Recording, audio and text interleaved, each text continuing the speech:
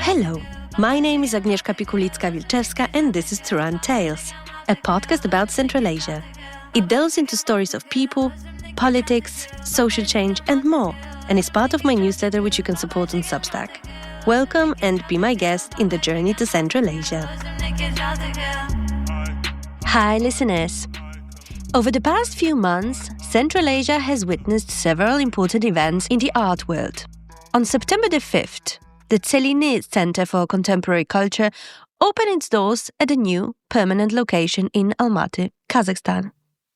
On the same day, the first Bukhara Biennale was launched under the theme Recipes for Broken Hearts.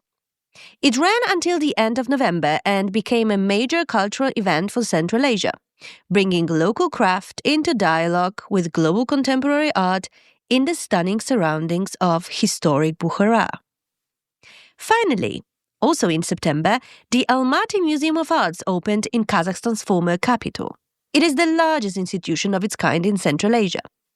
Funded by entrepreneur Nurlan Smagulov, the museum features works from his personal art collection, assembled over more than 3 decades, alongside pieces by local and international contemporary artists. The building itself is a work of art. Designed by Chapman Taylor, it consists of 2 interlocking L-shaped volumes overlooking the Tian Shan Mountains. The inaugural exhibition features works by Almagul Menlibaeva, a leading contemporary artist from Kazakhstan, and presents 30 years of her practice, spanning painting, video art, textiles, and performance, under the title I Understand Everything. The second exhibition, titled Guests, presents works from the museum's collection and examines themes of Kazakh hospitality, migration, and displacement. If you happen to be in Almaty, this is definitely a must-see. Following such an eventful autumn, it is worth asking whether we are witnessing a renaissance of contemporary art in Central Asia. Joining us today is Timur Karpov, a documentary photographer, film producer, and cultural entrepreneur from Uzbekistan. Timur is a go-to expert for numerous international organizations and companies working in program development, institutional networking, multimedia production, and community outreach for civil societies, social enterprises, and cultural projects across Uzbekistan. He is also the founder of 139 Documentary Center, an independent contemporary art space in Tashkent. Welcome to Turan Talks.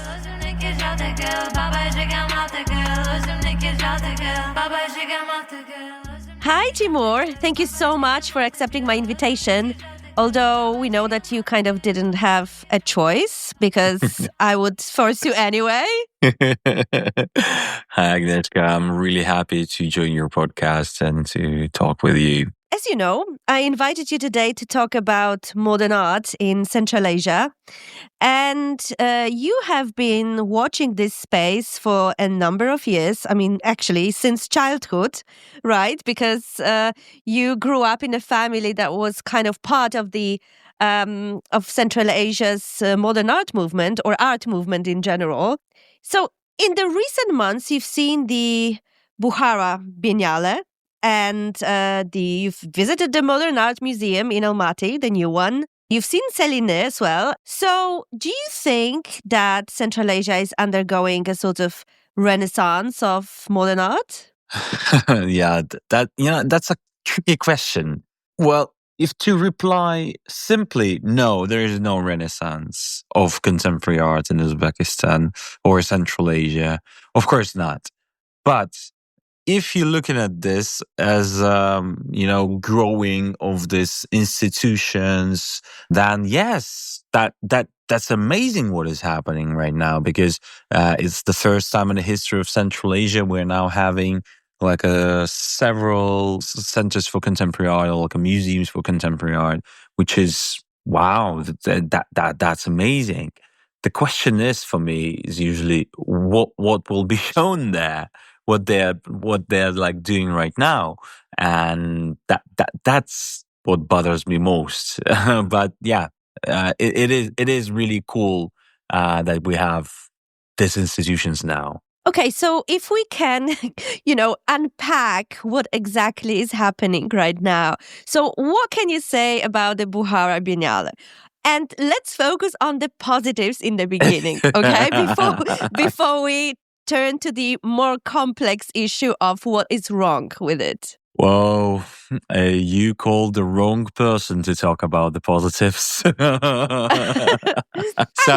sure it's beautiful. I'm sure it's a nice thing to see. Maybe there is something that brings us back to the old Uzbekistan in the Biennale, in the expositions, or yeah. Well, first of all, we need to underline that it was done amazingly professional level. Like it was done on a very high international level. The curatorial, the technical work inside of the city, of the old city, but basically has a serious lack of communications. The electricity doesn't run good, the water and everything. It's like they almost rebuild everything from scratch because it is the old city. It's kind of will be any old city in any town or anywhere in the world. It will be complicated to do there an exhibition and a biennale, and they've done it perfectly because walking there, like seeing all of how everything was done, all the navigation, how they created all of this, it was astonishing. Really, really good. I was very happy about that high level of expertise and professionalism and like curatorial work. That was something that was really cool. And in my point of view, that was maybe the only positive thing that I can mention. okay, maybe the artists. Okay, so who were the artists, and what you can say about them? So the idea is kind of about bringing the collaborations of the international artists and the local artists, which is kind of nice, but you do understand why they've done it, why that happened, because again, because of the level, because the level of the local artists. I'm not saying anything like in terms of they're bad artists or whatever. No, they're all amazing artists, but most of them, like a 99%, are not contemporary artists. They're like amazing, beautiful people. They're like extremely talented or whatever, but they don't have any experience or expertise in contemporary art. So basically, what I can tell about the Bukhara Biennale was not much, not a lot about the contemporary art, to be honest. Of course, you had those big names like, I don't know, Anthony Gormley or whatever, who are like profound, famous contemporary artists. But in whole orchestra of all the artists and everything, all the how it's all was made, it kind of becomes, I don't know what it becomes, and it kind of raises the question that I'm asking myself, like, is there can be biennale of a contemporary art in autocracy, and in the country that is having like long record of dictatorship and everything, can it like really happen, the contemporary art in this atmosphere, in this background? And this is what I was asking myself while walking around Bukhara and looking at all those beautiful art, which is hardly can be called contemporary art. So tell me, what was the kind of underlying idea or underlying theme of the Bukhara Biennale? Because this is also something I think we should talk about. Yeah. Well, when the topic was the recipes for the broken hearts, and when it was just first announced, of course, we're here. We're laughing about that. We will be cooking plov again. We will be talking about plov again. Man, is there like nothing else to talk about in Uzbekistan? Is there something else? So, yeah, and that's kind of links us back to the original question that I asked myself. Is there anything else that can do like contemporary art aside of talking about the plov? Also, what is important is that the Bukhara Biennale was organized in a very close cooperation with a foundation run by the president's daughter.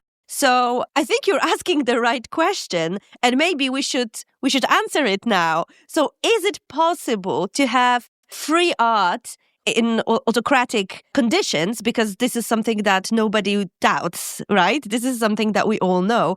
Is it possible to have free art in such an environment? No, the free art cannot exist in such an environment for many various of reasons. And one of the harsh reason, one of the main reason is that the censorship is like a gatekeeping, is like for the artists, even like me, for the artists to get into the Center for Contemporary Art or right now they're building the new Museum of Contemporary Art, like modern art, with this famous Japanese architect Tadao Ando.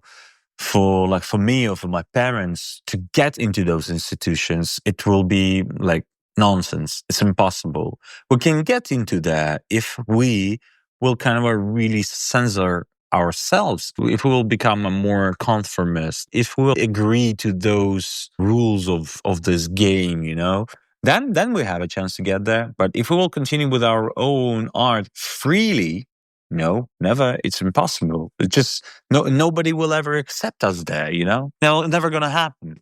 And we see it right now. Like for instance, we have this CCA that is kind of the Central for Contemporary Art in Tashkent. There they have this Sara Razai, the curator. And what are they about to exhibit there? And what they were already exhibiting, it's let's call them positive artists. They're nice. They're sweet. And as one of my friends' curator that I've met in Bukhara Biennale, and she told me, this is the sweetest Biennale I've seen in my life. Yes. So, I mean, I obviously can't visit Tashkent, so Uzbekistan, so I haven't seen the Biennale. I've seen pictures, photographs online, and it looks absolutely stunning. I would love to see it.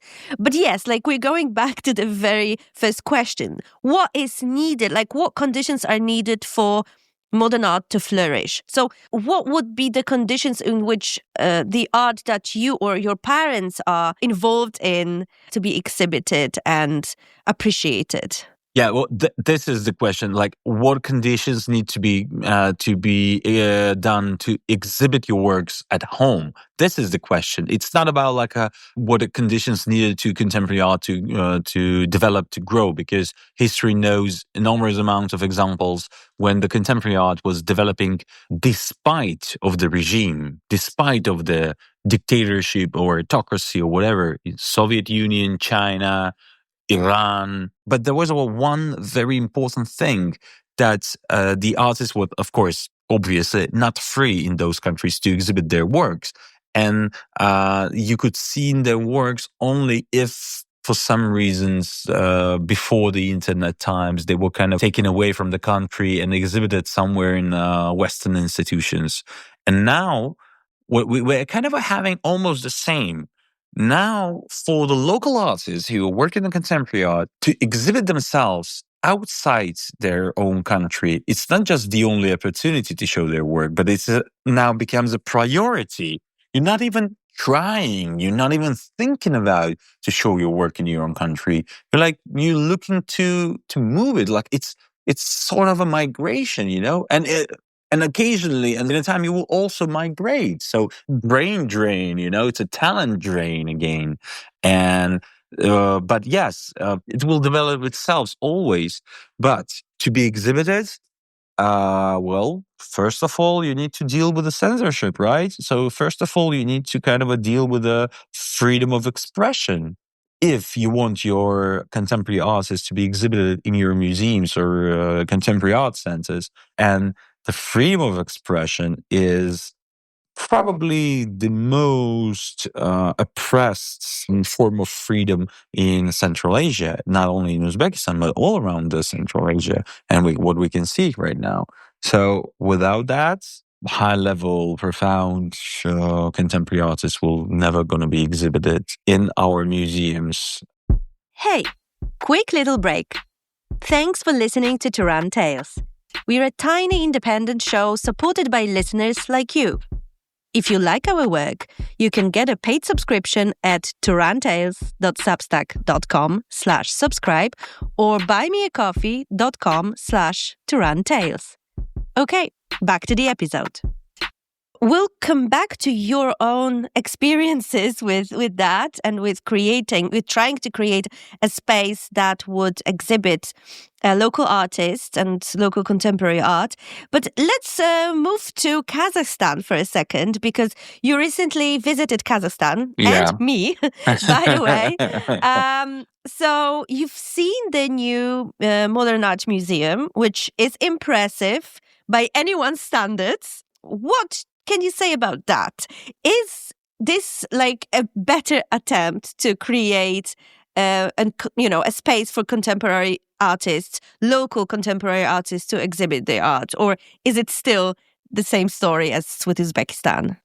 Well, of course, obviously, Kazakhstan historically always been much better with human rights, with freedom of expression than Uzbekistan, than anyone in Central Asia. Well, maybe Kyrgyzstan back in the days, but not anymore. And yes, of course, that building, everything is like fascinating. And you can see how many people are coming there and how many people are just going there. And, the architecture is amazing, but still, I was feeling that I'm in a shopping mall in a very beautiful, amazingly done, crazily done shopping mall.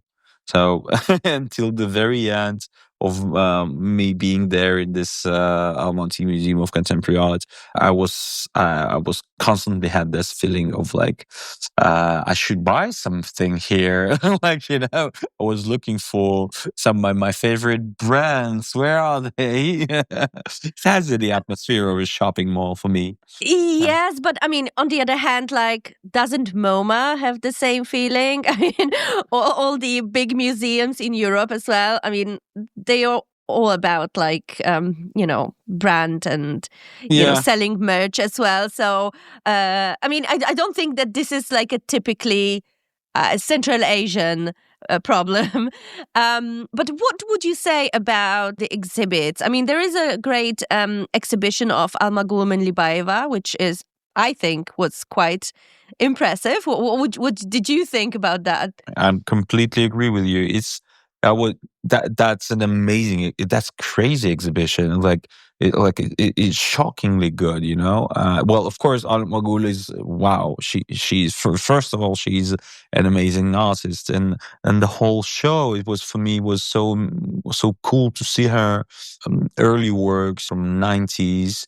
Her paintings and all. The thing is, I watched most of her video arts already before visiting it, but yes, how they were shown, again, the level of the curatorial level, the technical level, the space itself.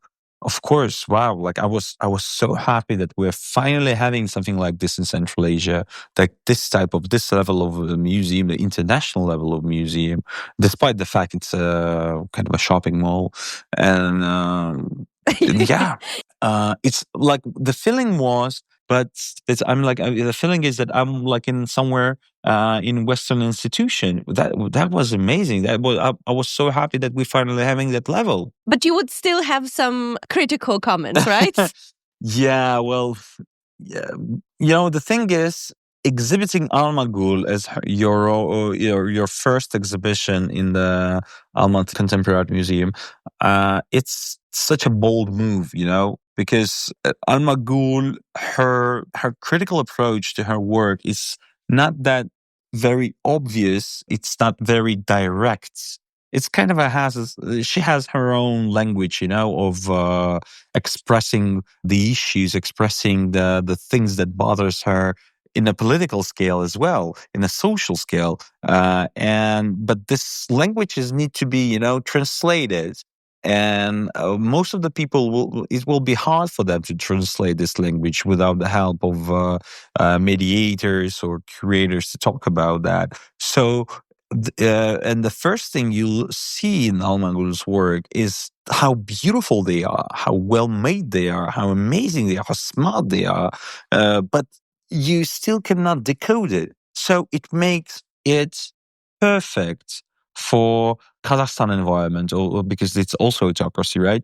To show the contemporary art, which is still kind of hard to decode its political context or social context. So it makes this art affordable for this museum. You know, you can show it without any risks, any political risks, business risks, because we know that the museum being run by the oligarch, and if he shows and talks about something wrong, he'll probably get into the serious problems with the authorities. So yeah, and this exhibition allows him to show amazing, fantastic Kazakhstan artists without any risks.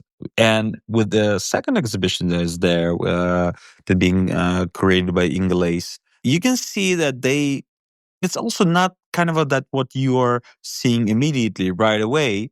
But when you walk in a bit, you can see that they had some self-censorship there a bit, because one of the topics is Golodomor, the moment in the history of Kazakhstan when the Soviet authorities created like a genocide in Kazakhstan through starvation, through starving all the Kazakh people, you know, and it's called Golodomor in Russian. And there's only one piece of art that was in this hall, because the whole exhibition is trying to go through time, to catch lots of artists and lots of concepts or issues through the time when like a contemporary art was starting kind of a developing in Central Asia.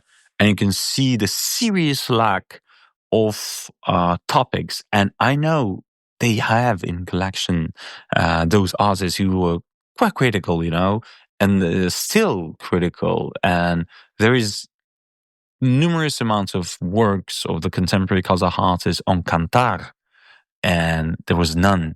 And you can see by this show, but Sorry, let's explain what Kantar okay. was. So Kantar was a series of mass protests in Kazakhstan in January 2022 against the increases of prices in the beginning, but then it turned into a vast protest, in which basically many people died. I can't remember the exact number, but the authorities crashed the protests with enormous force. And until now, it hasn't really been investigated what actually happened, and it's become another trauma in the history of the Kazakh nation. So this is just a small explanation, and there are exhibits about Kantar, right, in the collection, but they are not exhibited. This is what you're saying. No, yes, that's what I'm saying. It's not only Kantar, it's many other things, because like in a history, even like in a contemporary history of Kazakhstan, there is lots of things, and lots of artists who've been like criticizing the regime basically, and whatever regime it was, Nazarbayev or Tokayev, doesn't matter. It is what the contemporary art is doing, right? It's like trying to critically look at the time when it's being created. And if it's being created during dictatorship, of course it will gonna be not that nice to the regime, to the politicians. So of course they will love not to have, like, as a boss of the gallery, as a curator, of course you want to kind of keep your gallery running, right? And you don't want to lose it in the first day of the opening. Of course you want to kind of continue working. Of course you will gonna have a self-censorship. And that's what I'm talking about. That's contemporary art cannot be exhibited, local contemporary art cannot be exhibited at home in Central Asia, because this will gonna happen. You're gonna have lots of self-censorship as a curator, as a boss of the museum, people from the Ministry of Culture, or whoever. Like, everyone will gonna look at this, and we don't want to create any trouble or whatever. But one of the cool things of the contemporary art is to create this trouble, is to create this kind of a conflict zone of discourse, you know, because otherwise, how you can kind of work with this trauma, right? How you can kind of reflect on the things if you will not allow people to talk about those things. even to the artwork. Absolutely. So you know very well about that because you come from a family that is very well known in the art world. And your mom, the great Umida Ahmedova, had her own troubles with the authorities during the Karimov times.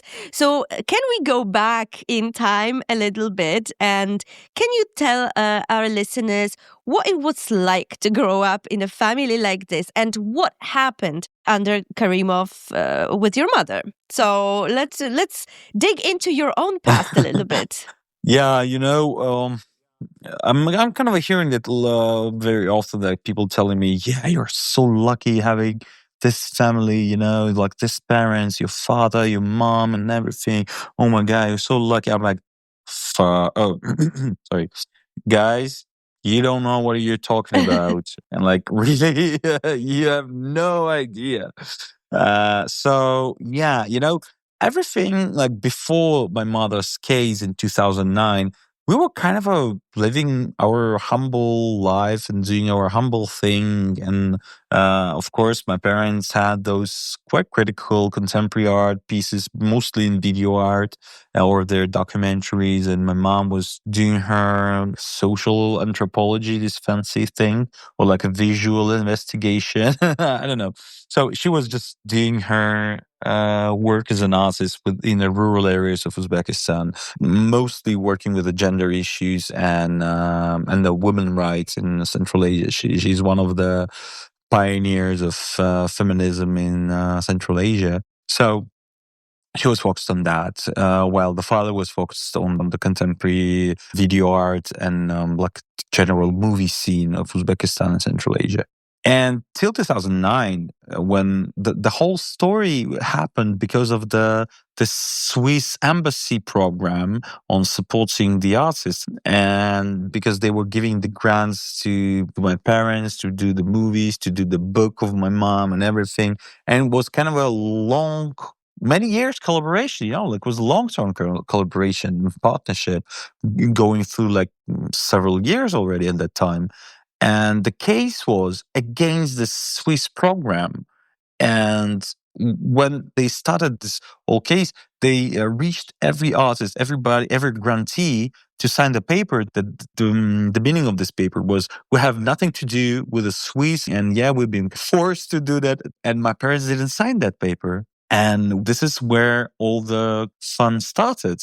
So they started the trial, the case against my mom, against my parents. Because we're like, okay, you're not signing this paper. You're like, okay, you're like fighting against us. Okay, then we'll can put you in jail for 3 years for that, for slander and defamation of the whole Uzbek nation. And they spend, like authorities always so creative in spending our taxpayers' money for some absurd things. And like they done this, expertise on her works and everything. And they literally created the situation when my mom became the enemy of the state. So they basically made us dissidents. It just refusing to take a part of this absurdity that authorities create 24/7, and you kind of was risking to end up in prison for 3 years. But thankfully, and I'm so grateful to, or that's basically what made me into the activism, basically, too, this case, because I was so grateful to all of those NGOs, international NGOs like Human Rights Watch, Amnesty, and like in plenty other more, and to all those activists who've been supporting my mom, globally, and like huge protests in Paris, in New York, in Washington, in London, yeah, of course, like in Almaty, Moscow, and Bishkek, everywhere. It was long before the Pussy Riot. It was no, it was the same time when Ai Weiwei get into the house arrest. It was kind of a nonsense. It was shocking for the whole our planet. Yeah, how you can how you can put in trial like the artist, and everybody saw the works. Ai Weiwei works are very critical, and you can say, yeah, man, look, you should be more accurate in China, the lack of democracy and everything, and dictatorship, etc., etc. But in case of works of my mom, just the works full of beauty and love, and most of the people who she filmed, photographed. Most of them, like look at her book, it like will be like a 60% of the people who pictured there are our family, and the photographs made us full of love. And when the people see that, of course, they get extremely shocked. Like you kind of being punished and sentenced for 3 years for the pictures full of love, full of beauty. Nobody could really comprehend that fact, how this could happen. And that's yeah, like, and she get all this support, and that's why she didn't end up in prison. And that's why the court, the judge said, yeah, Umida Ahmedova, you're sentenced for 3 years in prison for slandering and defamation of the whole Uzbek nation. And then next second, the prosecutor stands and asks the court to use the amnesty because of the whatever anniversary of the Uzbekistan independence. And the judge says, accepted. Umida Ahmedova, you're free to go. And it was such a crazy theater that almost like really it was suicidal for our family. We literally almost died while it was all happening, all with all this stress and everything. And we are still enemy of the state, and the people still afraid to talk with that. It's like more than 10 years, 15 years almost passed after that in that case. And it's still, my mom lost all of her friends and everything, and she's still kind of facing all those consequences of this case. Still 15 years, and nobody said sorry ever. So the article of the criminal code under which your mom was tried was 139, which is slander, right? And several years after that, you decided, actually 10 years after that, exactly right? 10 years. You decided, exactly 10 years after that, you decided to open a documentary center in Tashkent called 139 Documentary Center. So I wonder why. And I was there at the opening of your gallery, which was obviously a big thing in Tashkent. It was a big day for all of us who really wanted some, free space to express ourselves under dictatorial conditions. So tell me, like, what it's like to run a free gallery in Tashkent, in Uzbekistan. What it was like for you as an artist and a curator, obviously. Yeah. In the very beginning, when we were opening up, of course, I had like a zero trust from everyone who was backing me up. All my friends, everybody was literally laughing at me. Nobody was believing that this can happen. And my motivation kind of was this слабоумие и отвага. I don't know how to translate it into English. Courage and like stupidity or lack of imagination? No, it's like a courage with stupidity. It's a joke, to be honest. It's like usually when the people don't know what to do, they just go with the courage and stupidity. And I was like, yeah, otherwise this will never gonna happen. You just need to do that and don't look around. Just do that. And it worked. And it continued to work. Of course, there was an enormous amount of topics that we didn't cover again because we didn't want to end up in prison. So we were developing, and I was developing slowly as a curator. Like we made the very first exhibition on this crazy issue of gentrification and literally losing of a whole Bahala in a blink of an eye, this Almazor Mahala, which is now a Tashkent city, and the historical Mahala, losing it. And the first exhibition was basically on gentrification, on the cultural heritage and everything. And since then, we lost so much. And this was just the first big thing. And how it was done, like with the violation of the human rights, of course. And it was just the start. It was just the beginning. After that, oh my God, so many things happened. So yeah, and we started with that, thinking that it can go very accurate without the direct criticism. So a bit of a being accurate. Okay, we didn't have any trouble. Amazing. We go further. Let's try something more critical. And we done exhibition on the political prisoners. And it's also worked. And we're like, okay, I'm not in prison. Let's go further. Let's see where are the borders. And we made the exhibition on the cotton industry, which, of course, like both of the political prisoners and Almazar Mohala and the cotton industry, of course, this already been topics that are being in the public discussion. Authorities was already talking about those things. But of course, there's a numerous amounts of approaches that you can get into this topic. So we were also was very accurate with those approaches. But every time going more and more critical, and nothing happened. Then the full-scale invasion to Ukraine happened, 2022, and of course, we couldn't stand aside, and we decided to support and make the public event on that.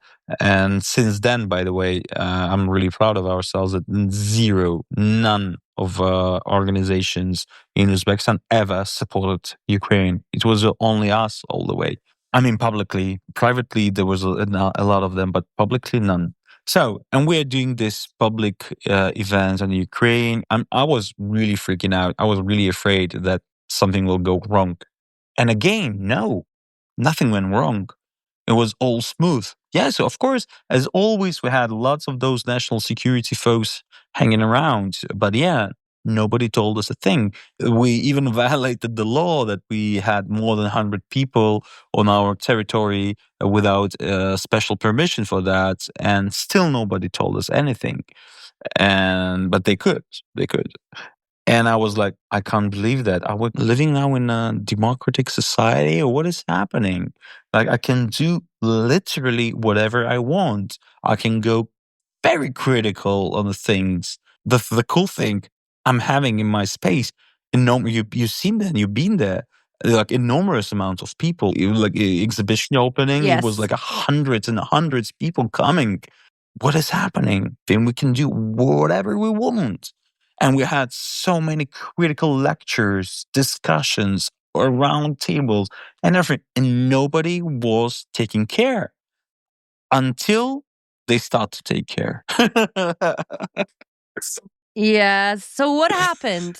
Well, we were struggling with the gentrification. Basically, our space were demolished. Our original space. Well, it's still being in a demolishing process. The most part of the factory where we were renting one of the spaces, 75% of this factory is already demolished, and our space is on the line. Will be next to demolish.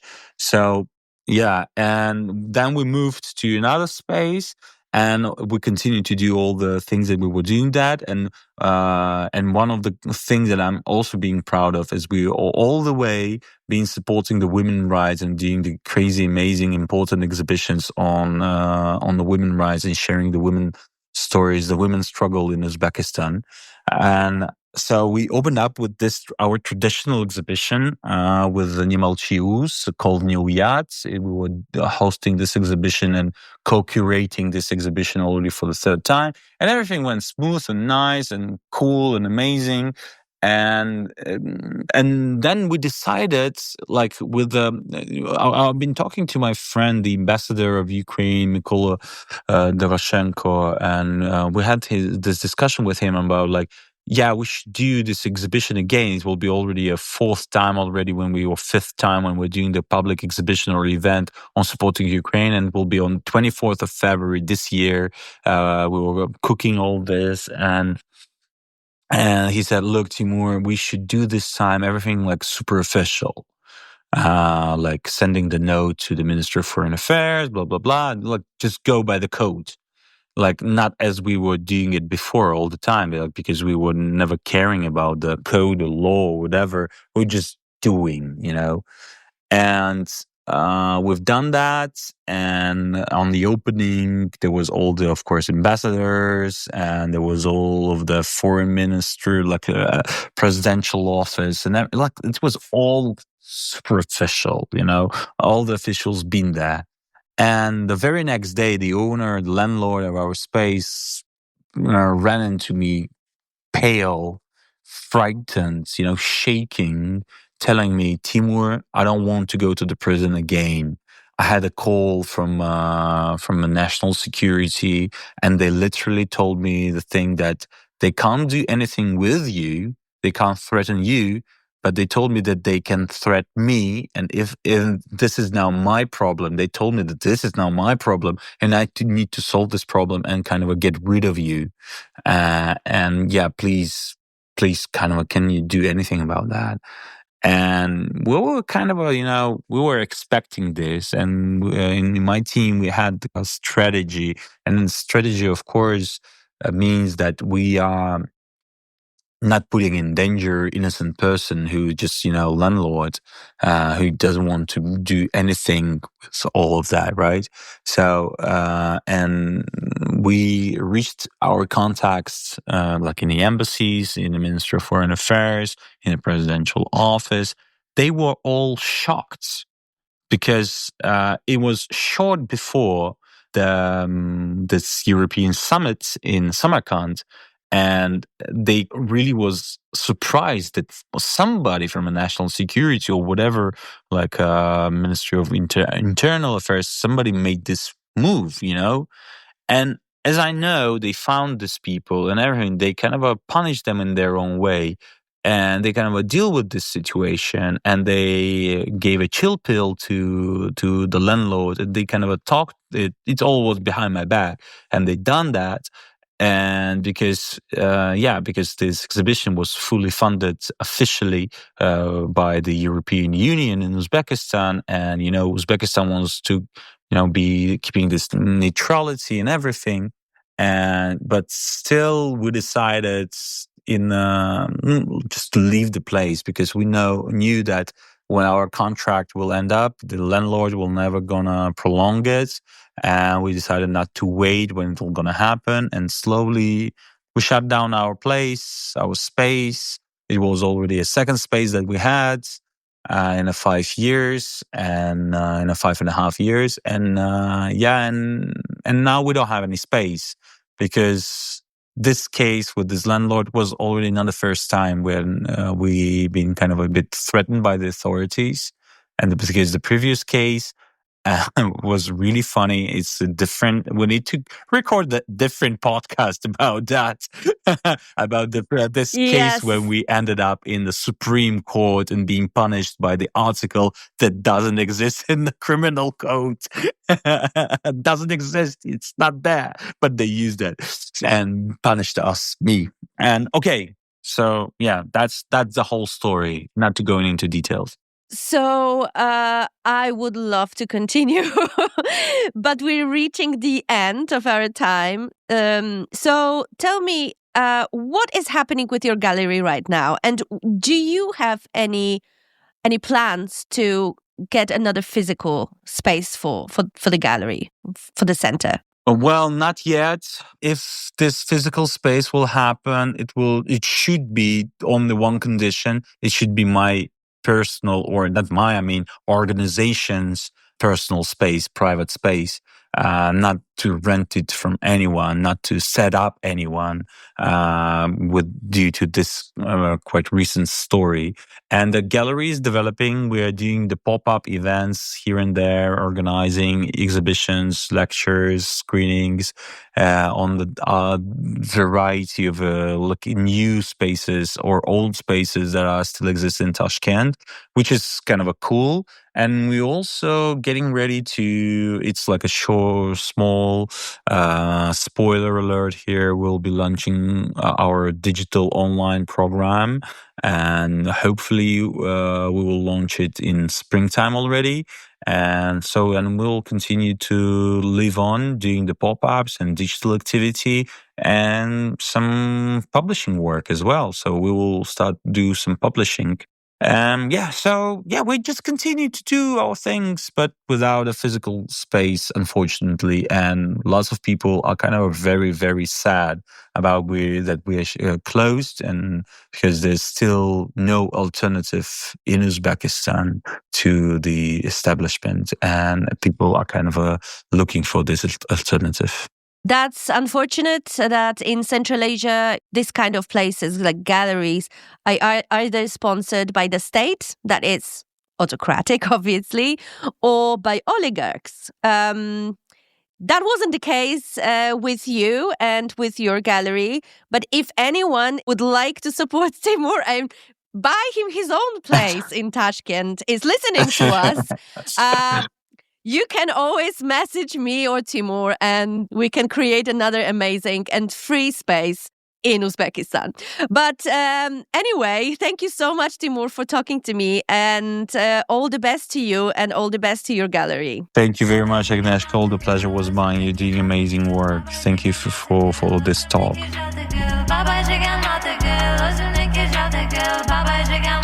That's it for today. Thank you for listening, and please subscribe to Turan Tales on Substack. I look forward to meeting you there and on my newsletter's social media.